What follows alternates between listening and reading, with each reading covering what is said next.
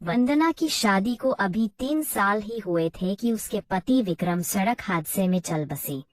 7 साल से अब वो अपनी एक बेटी रिया के साथ अपने ससुराल में रह रही है।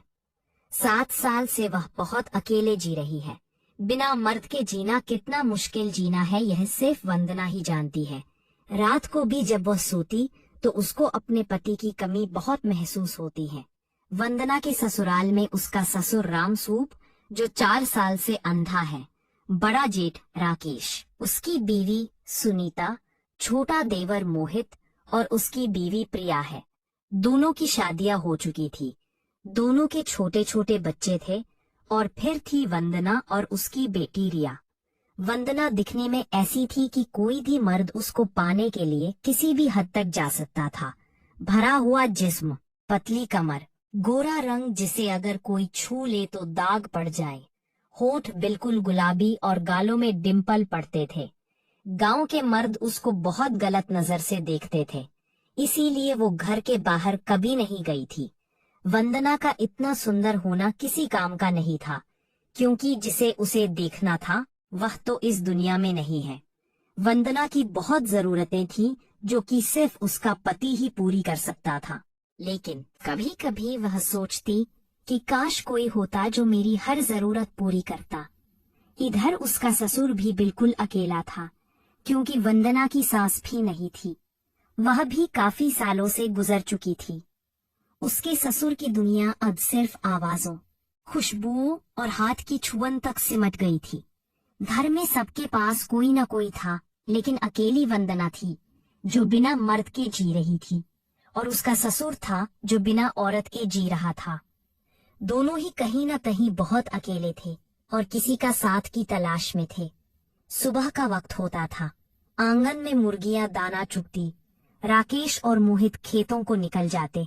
सुनीता और प्रिया रसोई में हंसती बतियाती रहती। वंदना चुपचाप चाय बनाती, सबको पिलाती, फिर ससुर के लिए एक अलग गिलास में चाय लेकर पीपल के नीचे पहुंचती, जहां उसका ससुर बैठा रहता था।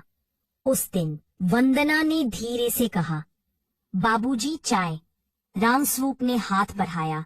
उनकी उंगलियां वंदना की उंगलियों से हल्की सी टकराई।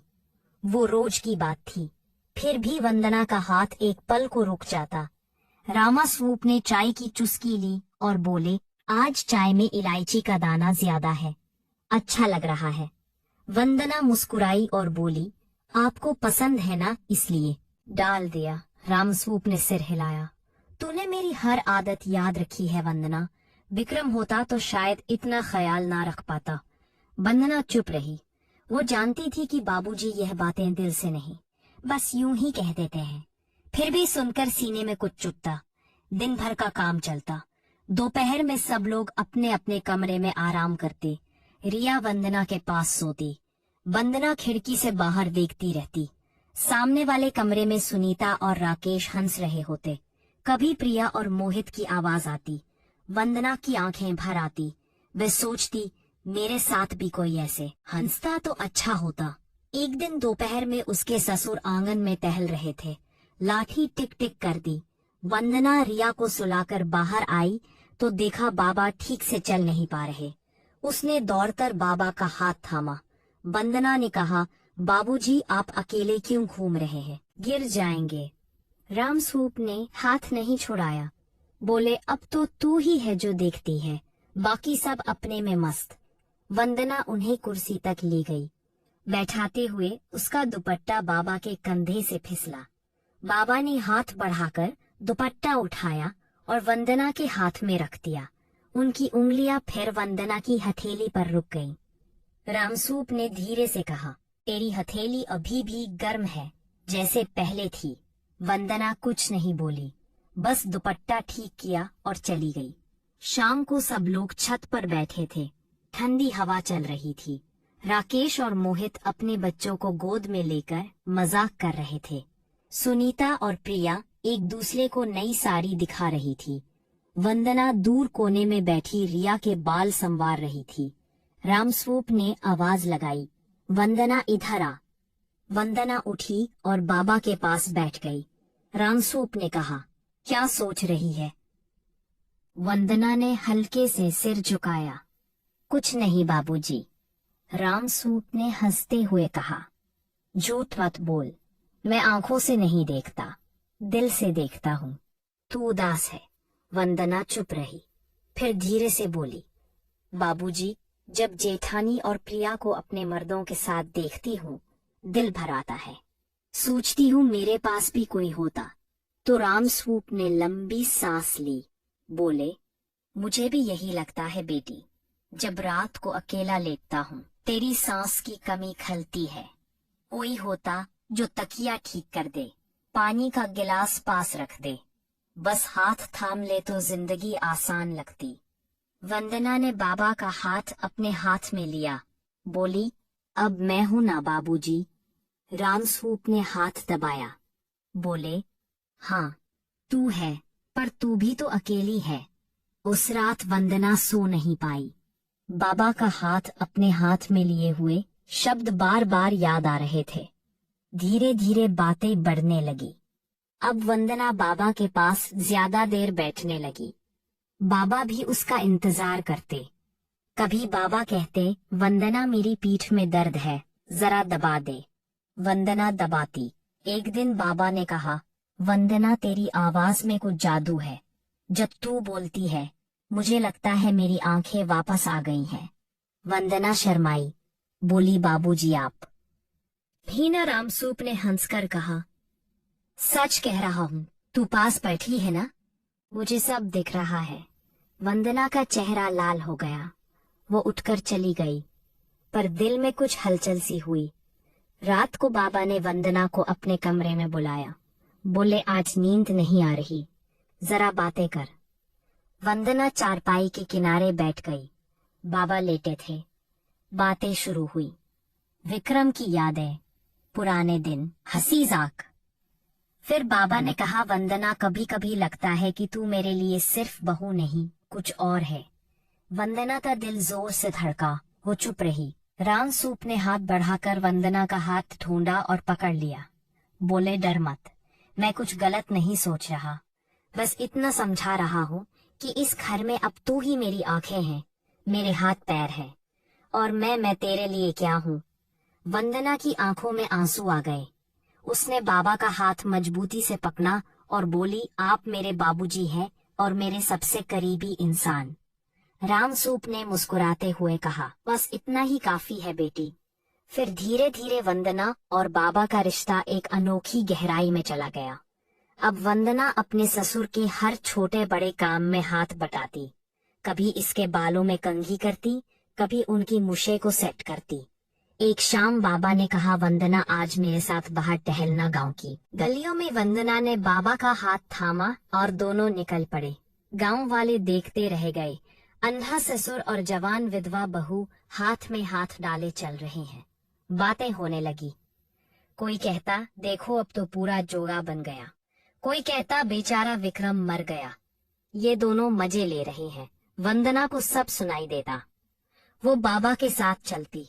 बाबा को कुछ दिखता नहीं था, पर वह महसूस करते थे। रात को बाबा ने कहा, लोग क्या कहते हैं मुझे पता है। वंदना ने रोते हुए कहा, बाबूजी, मैं कुछ गलत नहीं कर रही, बस आपका ख्याल रख रही हूँ। रामस्वरूप ने वंदना को गले लगाया, बोले, मुझे पता है बेटी, तू मेरे लिए दुनिया है और मैं तेरे लिए बस एक बूढ़ा अंधा बाप। उस रात वंदना बाबा के कमरे में ही सो गई। बाबा के बगल में दोनों के बीच में बस एक तकिया था। सुबह जब सुनीता ने दरवाजा खोला तो देखा दोनों सो रहे हैं। एहन सुनीता ने मुंह फेर लिया और बाहर आकर प्रिया से बोली, अब तो हद हो गई। गांव में खुसुर फुसुर तेज हो गई, पर वंदना और बाबा को अब कुछ फर्क नहीं पड़ता था। वो दोनों पताई दो एक दूसरे के हो चुके थे, बाप बेटी जैसे, और बस एक दूसरे के। फिर एक दिन बाबा की तबीयत अचानक बिगड़ी, सीने में तेज दर्द। डॉक्टर आए, बोले दिल का दौरा है। वंदना रोते रोते बाबा के पास बैठी रही। बाबा ने आखिरी बार उसका हाथ पकड़ा और बोले, वंदना, तूने मेरी जिंदगी पूरी कर दी। अब मैं चैन से जा रहा हूँ तेरी सास के पास। वंदना चीखी, नहीं बाबूजी, मुझे अकेला मत छोड़ो। पर बाबा चले गए। अंतिम संस्कार हुआ। गांव वाले आए। सबने वंदना को देखा। कोई ताने मारे, कोई सहानुभूति दिखाई। घर लौटी तो वंदना फिर अकेली थी, अब सच में अकेली। रात को वह बाबा के कमरे में गई। बाबा की लाठी अभी भी कोने में खड़ी थी। वंदना उसे छू कर रोने लगी। फिर उसने रिया को गोद में लिया और बोली, चल बेटी, अब हम दोनों ही हैं। और वो घर जो कभी हंसी खुशी से भरा था फिर खामोश हो गया। बाबा के जाने के बाद घर में एकदम सन्नाटा छा गया। राकेश और मोहित को लगा कि अब घर का सारा बोझ उन पर आ गया है। पर सच यह था कि पहले भी सारा बोझ वंदना ही उठाती थी। बस अब लोग उसे देखकर चुप हो जाते थे। कोई कुछ कहता नहीं था, पर नजरें बहुत कुछ कहती थी। वंदना ने बाबा का कमरा बंद नहीं किया। रोज सुबह उठती सबसे पहले उसी कमरे में झाड़ू लगाती, बाबा की लाठी को कपड़े से पोंछती, उनकी पुरानी कुर्सी पर हाथ फेरती। नहीं, और फिर रिया को स्कूल भेजकर खुद काम में लग जाती। एक दिन शाम को गांव की औरतें चक्की पर आटा पिसवा रही थी। वंदना भी गई। वहां बैठी बुजुर्ग चाची ने सबके सामने कहा, अरे वंदना, अब तो तू पूरी तरह आजाद है। बूढ़ा गया, अब जी ले अपनी जिंदगी। वंदना ने सिर्फ मुस्कुरा दिया और बोली, चाची, मेरी जिंदगी तो उसी के साथ चली गई। सब चुप हो गए। रातें सबसे भारी होती थी। पहले जब बाबा थे तो रात को भी कोई न कोई आवाज होती थी। खांसते थे, पानी मांगते थे या बस नाम लेते थे वंदना। अब सिर्फ घड़ी की टिक टिक और रिया की हल्की सी खर्राटे। वंदना तकिए को गले लगाकर रोती। एक रात बहुत तेज हवा चली, खिड़कियां खटखटाने लगी। वंदना उठी तो देखा बाबा के कमरे का दरवाजा हवा से खुल गया था। वो अब अंदर गई। अंधेरे में बाबा की कुर्सी पर कोई बैठा हुआ लगा। वंदना का दिल जोर से धड़का। उसने धीरे से बत्ती जलाई। कुर्सी खाली थी, सिर्फ बाबा का पुराना शाल लटक रहा था जो हवा से हिल रहा था। वंदना जमीन पर बैठ गई और फूट फूट कर रोने लगी। अगले दिन सुनीता ने कहा, भाभी, यह कमरा अब बंद कर दो। रात को आवाजें आती हैं, डर लगता है। वंदना ने साफ मना कर दिया, यह कमरा मेरे लिए मंदिर है जेठानी, इसे कोई हाथ नहीं लगाएगा। धीरे धीरे महीने गुजरने लगे। रिया अब 6 साल की हो गई थी। स्कूल में बच्चे उससे पूछते, तेरे बाबा कहाँ गए? रिया मासूमियत से कहती, दादी के पास। वंदना सुनकर मुस्कुराती और रिया के गाल खींचती। एक दिन रिया स्कूल से आई और बोली, मम्मी, मेरी टीचर ने पूछा कि मेरे पापा कहाँ हैं। मैंने कहा स्वर्ग में। फिर उन्होंने पूछा कि अब घर में मम्मी के साथ कौन रहता है। मैंने कहा मेरे दादाजी, वो तो गए नहीं ना। वंदना की आंखें भर आई। उसने रिया को गले लगा लिया। उस दिन से उसने फैसला कर लिया कि वह इस घर में ही रहेगी, चाहे कुछ भी हो जाए। गांव में अब भी बातें होती थी। कोई कहता वंदना ने बूढ़े को मरते दम तक चैन से जीने नहीं दिया। कोई कहता नहीं, बूढ़े ने ही बहू को फंसाया था। पर वंदना सुनती भी नहीं थी। वो बस अपना काम करती, रिया को पढ़ाती और शाम को बाबा के कमरे में बैठकर उनसे बतियाती जैसे वह सुन रहे हो। एक शाम राकेश ने कहा, भाभी, हम लोग सोच रहे हैं कि तुम्हारी दूसरी शादी करवा दें। रिया भी बड़ी हो रही है, तुम भी जवान हो। वंदना ने एकदम साफ कह दिया, जेठ जी, मेरी शादी एक बार हो चुकी है, अब दूसरी बार नहीं होगी। राकेश चुप हो गया। सुनीता और प्रिया को भी बुरा लगा, पर कुछ बोल ना सकी। समय बीतता गया। रिया 10वीं में आई। अब वह समझने लगी थी कि लोग क्या कहते हैं। एक दिन उसने वंदना से पूछा, मम्मी, लोग कहते हैं कि तुम और दादाजी कुछ गलत थे, सच क्या है? वंदना ने रिया को गोद में लिया। हालांकि अब रिया बड़ी हो चुकी थी। फिर धीरे धीरे सारी बात बताई। बोली, बेटी, दुनिया को जो दिखता है वह सच नहीं होता। दादाजी अंधे थे, मैं विधवा थी। हम दोनों टूटे हुए थे। हमने एक दूसरे को सहारा दिया। न वो मेरे पति थे, न मैं उनकी पत्नी। वो मेरे बाबूजी थे और मैं उनकी बेटी। बस इतना ही। पर दुनिया को यही गंदा लगता है। रिया ने माँ को गले लगाया और बोली, मुझे पता है मम्मी, दादाजी की हर बात में सिर्फ तुम्हारा नाम था। वो तुमसे बहुत प्यार करते थे। उस दिन के बाद रिया ने कभी किसी की बात का बुरा नहीं माना। वो खुलकर कहती, मेरी मम्मी ने अपने ससुर को माँ बाप से ज्यादा प्यार दिया, इसमें बुरा क्या है। गांव में अब धीरे धीरे बातें कम होने लगी। लोग थक गए थे। वंदना अब भी वही थी, सादा सूती साड़ी, मांग में सिंदूर, माथे पर छोटी सी बिंदी, ना कोई श्रृंगार ना कोई शिकायत। फिर एक दिन बहुत बड़ा तीज का मेला लगा। गांव की सारी औरतें गई। वंदना भी रिया को लेकर गई। वहां एक बूढ़ी साध्वी बैठी थी। सब उनसे आशीर्वाद ले रहे थे। वंदना भी गई। साध्वी ने वंदना को देखा और बोली, बेटी, तेरे जीवन में 2 मर्द आए। एक ने तुझे छोड़ दिया, दूसरे ने तुझे पूरा कर दिया। अब तीसरा तेरा कोई नहीं आएगा। तू अपने आप में पूरी है। वंदना की आंखों से आंसू बहने लगे। उसने साध्वी के पैर छुए। घर लौटते वक्त रिया ने पूछा, मम्मी वो बाबा जी कौन थे। वंदना मुस्कुराई और बोली, इरे दादाजी। रिया हंस पड़ी। फिर साल बीतते गए। वंदना की उम्र 50 के पार हो गई। बालों में सफेदी आने लगी। रिया ने कॉलेज में दाखिला ले लिया। शहर जाना पड़ा। वंदना अकेली रह गई, पर अब उसे अकेलापन नहीं खलता था।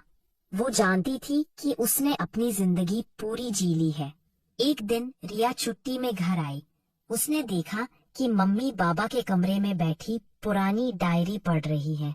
वो बाबा की डायरी थी। आखिरी पन्ने पर बाबा ने लिखा था, मैं अंधा हूँ, पर वंदना ने मुझे सारी दुनिया दिखा दी। अगर भगवान ने मुझे दोबारा जन्म दिया तो मैं फिर उसका ससुर बनूंगा, क्योंकि उसने मुझे सिर्फ बहू नहीं, बेटी भी, बेटी नहीं, वो मेरे लिए मेरी जिंदगी बन गई। मरते वक्त भी उसका हाथ मेरे हाथ में था। इससे बड़ा सुख क्या होगा। रिया ने डायरी पढ़ी और मम्मी के गले लगकर रोने लगी। वंदना ने मुस्कुराते हुए कहा, रो मत बेटी, तेरे दादाजी जहाँ भी है बहुत खुश है। वो जानते हैं कि मैंने उनकी हर बात निभाई। उसके बाद वंदना ने घर के आंगन में एक छोटा सा मंदिर बनवाया। उसमें बाबा की फोटो लगाई। रोज सुबह वहां दिया जलाती और एक फूल चढ़ाती। लोग अब कहने लगे थे, वंदना ने ससुर को भगवान बना दिया। और सच भी यही था।